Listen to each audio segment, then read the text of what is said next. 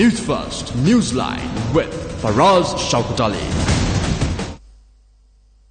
This is Newsline, live as always from the Newsfirst studios in Dawson Street in Colombo.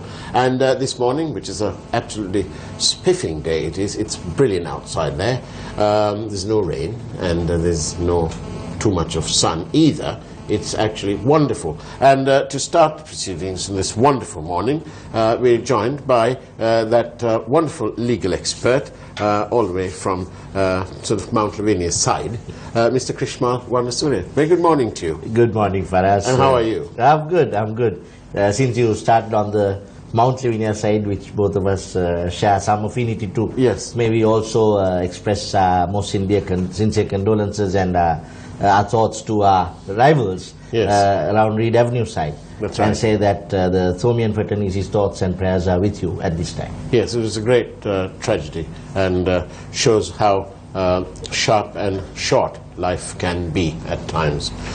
Well, now then, on equally pressing matters and equally saddening matters, can we talk about the legal aspects of the budget proposals, Chrishmal? How legal is various things being proposed, for example? The legally, for us, the budget, as we call it, is actually called an appropriation process. There is a bill, appropriation bill, which thereafter becomes an act of parliament once people have voted upon. Yeah. The constitution works in its full machinery in an appropriation process. You see, the unlimited wants of people, limited resources in the country, our representatives who have gone to represent us, they must decide on how best we can utilize these resources. And then, so the executive branch of government brings a policy planning angle. How do we plan for our policy that we have? How do we think that we can best meet the needs of those unlimited needs? How can we prioritize and find a way of meeting it? That's why the executive, the finance minister, brings a proposal. Then our representative, our legislative power of the people, sovereign legislative power, votes on it, yes or no, after debate. Then if there is a question, in other countries, I don't know how far it's happened in Sri Lanka, there have been a couple of occasions that I've been involved in. The judicial process can also take in its place in between this process. If they feel that the policy planning angle, the executive action is disproportionate or unreasonable, then there is a judicial arm of government that can also kick in at a certain stage before it becomes an act, before it's finally enacted and passed in parliament. But before I get to that, the expertise, my area is the law, and I'm not an economist, as I told your team when they called me. Can I just, for us, in a general sense, talk about the budget process as a whole? You see, my old man worked for 13 years in the budget division of the Treasury. Right. So as a kid, all I've heard about is deficit. Right. Now, ever since I was a kid, which was in the 1970s, as the government made a transition from a closed-up economy to this neoliberal or open market economy, the deficit has been climbing. Now, it is so at such a stage, I am told by economic experts now who we see comments on, that the money that we earn a year is not sufficient to even service the debt proportion that we have. Right. So the deficit keeps going further and further and further. So if that is so, then if we are earning 100 rupees but paying 110 rupees in debt, the question for us is, or what all of us have is, we don't have enough money to even rationalize on those priorities. You follow? Now our debt has come to a saturation point, which is why we can't pay debt anymore. That is why now the people have been asked to pay the debt. Now I am thinking, where are we living and when are people going to... Chrishmal, I hear what you said there, and the thought has suddenly struck me. So where is the money for them to rob then? Where are they robbing this money from? The funds that we raise as debt for us. That's what I'm trying to say. Now, because we don't have the money, say, to build a road, we raise debt for it. Right? I'm not saying debt itself is bad. There are some good positives in this budget which we can discuss point by point in a moment. But on the overall, every year, every government, the deficit has been climbing, right? And then, so when we have to raise loans for even capital expenditure, right? Even for investment, we have to raise loans. So we raise loans and invest. Now, obviously, we have to get a return out of that to pay the loan. No? You can't get a return when you squander off the money that you raised as debt. So actually, this is far from being an appropriation bill. This is misappropriation. Absolutely. I was wondering when you come to your favorite point on the Mr. Bond, the misappropriation that you have been singularly, I must congratulate you, challenging for a long time with your station. What's happening with your bond now? With the bond, well, this is the sad situation. The clock is ticking along. The term of office or the term given to the Bond Commission, the last extension, the latest extension, 6 weeks, is also coming towards its end. Tomorrow we'll have an expert in audio recording, I believe, giving evidence. But there is no information coming out of the Prime Minister's office or anywhere else for that matter as to whether the Prime Minister will be appearing at the Bond Commission and subjecting himself to cross-examination. Dapula de Oliveira is on record in the printed media, in the print media, that the Prime Minister is a material witness and that he has many more questions than what was posed to him by the commissioners. But, I'm not trying to say anything about the commissioners or anything like that, but this is the Prime Minister who put out a statement. And there is genuine public concern that this is being sort of swept under the carpet, or that the Prime Minister will not actually turn up and subject himself to cross-examination. And people, I have already received SMS messages from people expressing grave concern and wondering whether this has been an exercise in a waste of time. I sincerely hope not, because we discussed that before, and we've said that the Honourable Prime Minister is the highest public servant that we can think of, and is under duty to go and assist the Commission if called upon. Absolutely. So we hope that it will be done. I sincerely hope that this will be done, and no, viewers, we haven't forgotten. It's very much on our minds, and I'm sure there'll be some appropriate coverage. So thank you for those questions surrounding that. Somebody is saying, Chrishmal, that this budget is merely approving the World Bank and IMF requirements.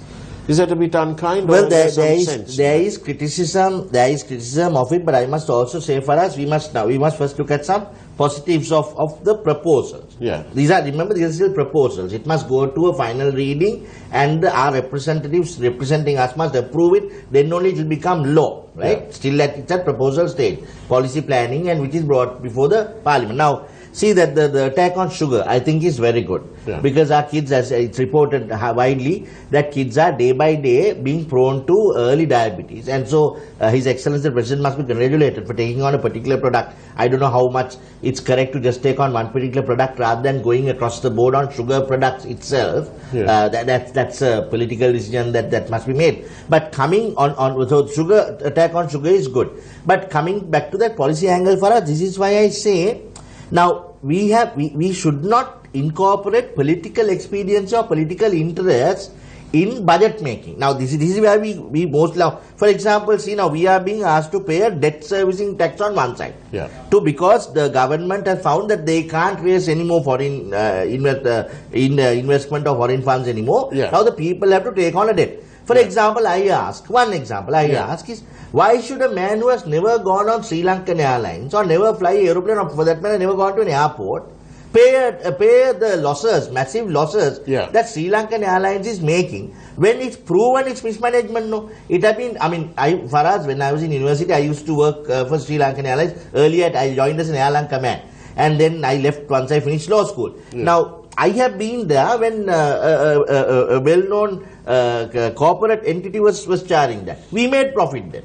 I have been there when Emirates was running it. We made profit then. But when you put your friends and cronies and classmates onto boards of directors and giving them 3.5 million salaries, just because they happen to be friends of yours in school or whatever. Now that's simply not on, is it? That's simply not on. And then you ask a poor man who has never sighted an airport to pay that as a tax. And even our migrant workers who are going abroad, let's say for the first time, they get to the airport several hours earlier than the 3 hours stipulated by the agents. Absolutely. And they're coming from all over the country, and they can't even afford a cup of tea because it's so expensive in the departure lounge. Yeah. And this is our national drink, tea.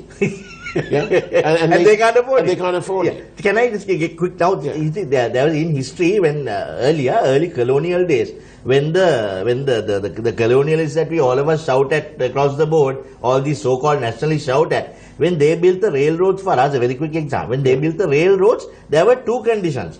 We'll give you the sums about 1 million sovereign pounds at the time, I think. Yeah. They gave the loan, the government of Britain, but they said two.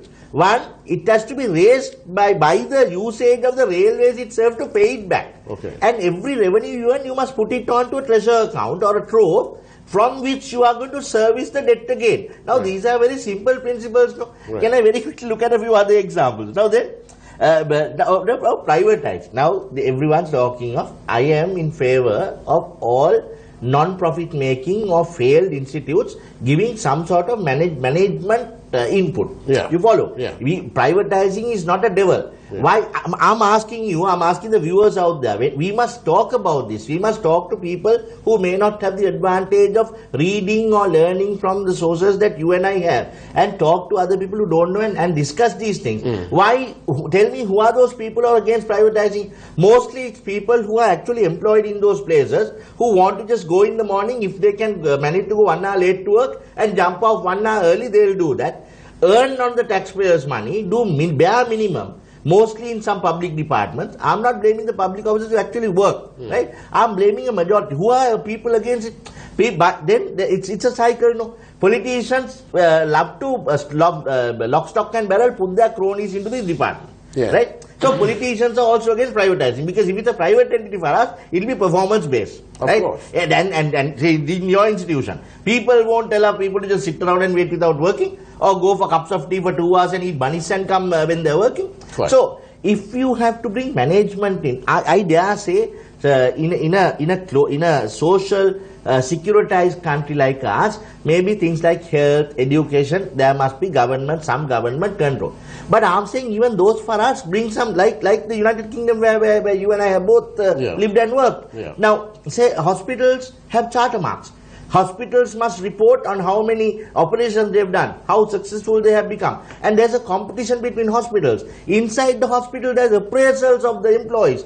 Education. Teachers must show how many students have passed, how many students have gone on to get good marks. There's appraisal inside. Bring some management into even these so-called loss-making. So how can you? Because, for example, in the previous government, the head of Sri Lankan Airlines was an ex-planter, right? And in this government, in spite of claims that they're putting in professional people who know what they're doing, in this government, with all due respect wherever it is due, the current head of Sri Lankan Airlines is a person who knows how to sell a good cup of coffee. But as for running an airline, I'm sorry, but so that's what I'm trying to say. It's an abysmal failure. We are mismanaging an economy, and as I said, we go back to the earlier question. We don't even have the money to invest, so there is no option but to bring in investment. Sure. Either local industry, you must encourage investment, or you must bring FDI, foreign direct investment. But that's exactly, I'm glad you mentioned FDI. So you can't do it, exactly, you can't do it. How can we attract FDI when the ground is not ready? There is no stability of policy. There is no stability in terms of energy supply. You know, the energy security of our countries is rubbish, as evidenced by the fact that we didn't have enough fuel for about a week. That is absolutely criminal. And the people responsible should be sent home or must go home before they're sent home. But either way, they must go home. And go back to wherever they are. Absolutely. I fully agree with you. With all of this mass scale or macro level mismanagement, look at the micro level. It may not be a big influx on the national economy, but look at now, whilst we are struggling to even invest in some capital ventures or profit-making ventures for us, we are going and increasing by 100% the number of local government members that we need to have. Then we are giving 1 lakh or something every month for some fellows called development officers or whatever all over the countryside. We are increasing budgets of ministers, deputy ministers, vehicles. Now surely, if we are to actually ask the people to pay a debt of a nation, right? Shouldn't the political stooges, the so-called leaders that we have put in place, that you have put in place, start by making an example? cutting down. One of our viewers has come up with an interesting observation. Yeah. So just before we go into a break, we'll leave you with with this thought. There is nothing called a private company. The government gets over 50% of the profits as taxes, direct, indirect, or through PAYE. I dare say that may very well be true. I haven't done the quantification. But on that note, let's go for a short break. Don't go away, because after all, this is Newsline.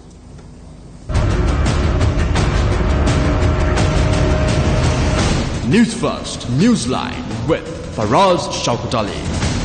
And welcome back to Newsline, where we're joined this morning by Chrishmal Warnasuriya. There you go. There's several messages asking various questions about in connection with this funding and so on. And one's asking the highway takings, the takings from the highways, the tolls. Where does the money go? Is the loan being repaid? Because remember, that loan was also a mega thing. It was about $10 million per kilometer. And someone said, no, some of those miles were in gold or something. That's right, yes. Yeah. But that has been surpassed, do you know? Yeah. That has been surpassed. Because Yeah. if So, you that's, look at so that brings that lady's question or gentleman's question brings me to a valid point. Yes. If we said that there was corruption, and if the corruption was in billions, Yeah. without taking steps to alleviate or bring back the monies that was claimed Yeah. when all of you voted and brought this government to power, Yeah. which they claimed they were going to bring back to the public coffers, now without giving excuses as to why they can't do it, shouldn't that be brought back? Taken steps to curtail, at least if not curtail present corruption, Yeah. and then try and bring back the monies that were so-called mismanaged, rather than asking the public to, the public members of the public, Yeah. who can hardly live themselves for a life. It's a hand-to-mouth economy that these fellows have. Some of them do 2-3 jobs just to make ends meet in a family. That's right. And you're asking them to pay your debt for us. But on that point, may I also congratulate the policymakers for this new thing, which is called that planning the special court system. Yes. to only but I dare say, as we have discussed This before, will address the you laws must delays. not go after a particular set of people or a particular family in a special court, because that will raise several other questions. It will end up in court and the whole process will stop. Yeah. But if you are thinking of, say, you put a higher level of corruption or some money amount which is allegedly defrauded, Yeah. it will go to those courts. Now, just building up courts or getting judges for us in the same system won't solve the problem. Good move, but you need to be a bit more proactive. Be brave. You know, now there's a complaint that the AG's officers are not enough to prosecute and all of that. Yeah. Now this is my area, no? Yeah. Give me 2 minutes to comment on it. Yes. The present judges of the appellate courts for us don't even have sufficient researchers to research the law to write a judgment. Yeah. They have to do the research on themselves, which is why there's another reason for judgments to be delayed. Now, you need to think of those angles also. Put in sufficient funds to alleviate that problem. Give support staff, not just the judges. Look, I'll get to the other department in a minute. Then, also now in England, as you know, the prosecutions are also done by private bar members. People of the private, you don't need to be from a department to prosecute. Yeah. The Crown Prosecution Service in the chamber that I did my pupillage in, Yeah. the Crown Prosecution Service, which is a state, used to retain our chamber to actually prosecute criminal matters. Right. Now you can think of systems like that here. If officers in a department are not enough, get the private bar involved. Yeah. Then also for even judicial But appointments. that sort of thing happens though now. But No, through it the back- doesn't. It doesn't. But through the back door, No, because the other way. The bank is still on paying large sums of monies to their legal team to cover them on various matters. Yeah. And look at that chap, the deputy governor who's just retired, Samarasiri. I mean, who's paying his legal bill? Yeah. So can I get back? So now then, even appointments of judges. Yeah. You don't need to rely on the age-old system of appointing judges from, if you feel that there are members of the private bar who are adequately qualified with overseas exposure or experience, get them also involved, appoint them as judges, get them, because there has to be some public-spirited interest in getting through this corruption. But it comes back for us back to the same old point. How can you allocate money for researchers, for judges and all of that? when you are misallocating funds into raising your own coffers and you're being kind. The word is misappropriating. Being kind to buy more vehicles and increase the number of politicos that will run around and hope possibly do nothing. When you increase it by 100% and you're misallocating funds, you're asking the public to pay a debt because we are not having investment coming in. Without encouraging investment, whether foreign or local, you can't have money to invest in these areas. Also for us, I think we need to, now all of you and I are talking about it, we must have a set of legislators who are qualified to think like this. No, how do we get around policy? How do we service our debt? How do we encourage investment? Now, we shared sometime earlier, entire Singapore cabinet is some 20 or 25 odd, and they all made at least a minimum of master's degree. I'm not saying everyone should be qualified, but there has to be some logical thinking employed in policy planning and legislative control and how you legislate. Right. If you don't know that, there is no point in you and I talking. We talk till the cows come home, which is why I tell the people, we need to educate ourselves if we don't have the time to go and do it. Right. And we are sending some other people to represent us and legislate for us and solve our budget problems. Send people who you think are qualified to do that. And talk to other people about it and say, let's at least for our, I think our generation is gone. At least for our children's generation, let's try and get this deficit down, at least the budget deficit down.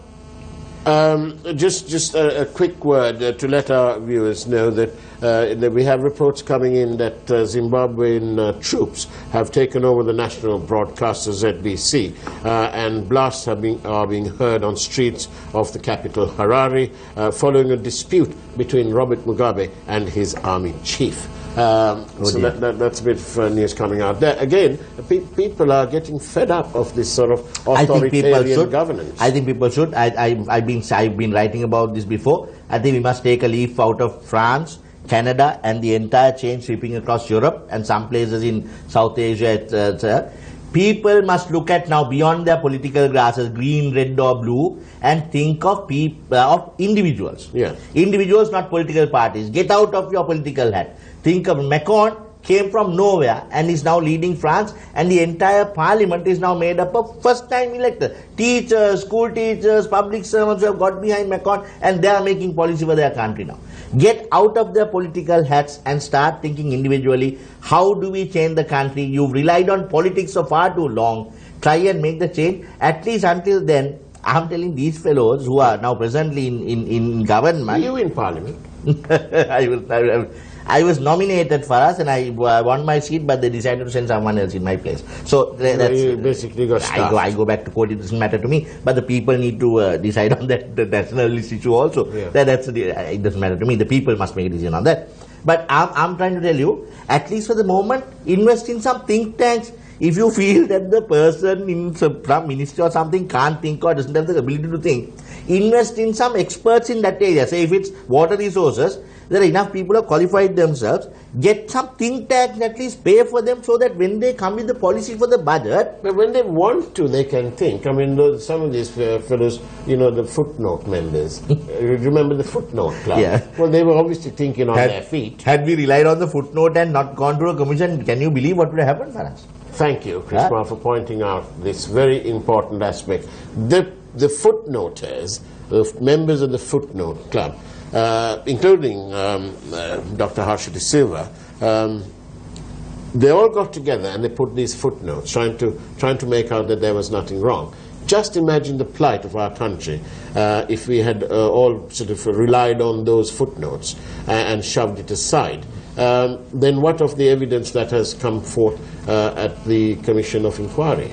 Very important matters have come in there about taped recordings and I dare say, it's congratulations to the Excellency President for coming out of the Commission. If not for this, we would have ended up, remember, I go back for us on your favorite Mr. Bond scandal. We started with a 3-member committee from the same party who said, well, there was nothing really wrong, it was some procedural problems they saw. Then we went to the court, and there, as you said, some people found lots of things wrong, but there was a footnote gang that said, no, everything that they say is wrong. And that was watered down. If not for this commission, would any of this evidence have come out? If not for this commission, well, if not for the actions of the President right at the beginning, I dare say that the governor of the central bank would not be Indrajit Kumaraswamy, but it would be Arjuna Mahendran. And this country would have been in serious trouble. So going back to the serious trouble, we are in serious. So, but this budget, where are the incentives to grow the revenue? You know, you need to create the opportunities. You need to make the opportunities. So this is what I'm trying to say. The shipping community are complaining now. We see it reported that by over-liberalizing it, they are facing problems because all the money that they have. But there are always complaints when it comes to change. I know. But you need to, for us, you need to now, as I said, some steps are forward-thinking and progressive. Yeah. You must encourage that. But if we are to go ahead with it, we must show an example that we are also tightening our belts as a government. Show some cut down in government expenditure. Show some cut down in, bring the same promise that you all gave, bring the ministers down. Yeah, there was a small attempt at that. which other country for us has your wife as a private secretary and a son as another secretary and the government paid salaries for all of them to run around in government paid vehicles with government paid drivers to do their shopping and buy and with government paid for fuel. Yes, and you the people continue to, my question Faraj, There's no good blaming the people because after all... No, I blame the people because the people knowing all of this. Yes, but these political parties put forth in the... So the people on must... the tray Faraj, every day, Faraj, at every election, Faraj, it's the same bunch of people. I disagree. It's the people that make a political party, no? Right? Yes. It's a people. Now, if the people insist, the people of a political party, I say first thing, get beyond politics, get beyond political parties. But even if you can't, if you're so thickly blue, green or red, tell your political parties and the leadership, if you don't put these people forward, we will not vote for you. Give that as a signal at the next election. See how they react. Because that is the only...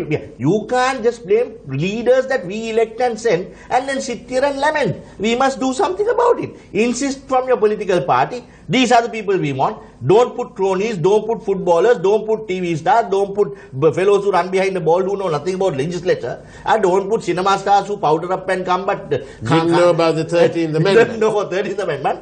We want these people. And unless you put those people, we won't vote for you. Give them a signal at the next election. At least that way, if you can't get out of your green, blue, red mentality, at least do that. We have various questions coming in. What do you think about this absolute waste of money where the Ministry of Agriculture has taken rent of the Sabita building, almost 25 months rent, the whole budget proposals, etc. Isn't that a criminal waste of money? Why is this going on? Nobody's doing anything about it. Why not? Why can't they cancel this blessed thing? Why can't Daminda come out there and say, forget it, we're going to cancel it, pay the penalty and get on with it? Why continue with this? This is nothing but a scam when you look at it this way. It's unoccupied. This is the same sort of example that I'm now discussing without us showing the people that we are taking steps like this example to curtail our own misexpenditure, our own misappropriation, as you said, not appropriation. How are we asking the people to service the debt? I mean, this does not sound logical. It sounds mad to me. You need to show as a government that we are keen on reducing this budget deficit, encouraging income through investment, whether local or foreign. And without doing that...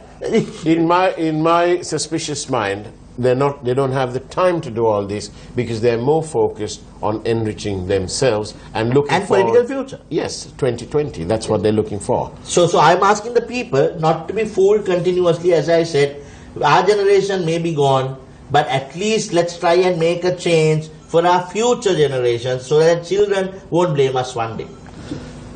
Chrishmal Warnasuriya, thank you very much. Thanks, Faraj. Good. Thank you. It's been a pleasure having you, and we'll be on Talk of the Town shortly on Yes FM 101. And that's the way it was on Wednesday, the 15th of November, 2017. I must phone my mum, birthday today. And happy birthday, Mum. And thank you very much, Chrishmal, again. And that's about it from News 9. Take care. God bless.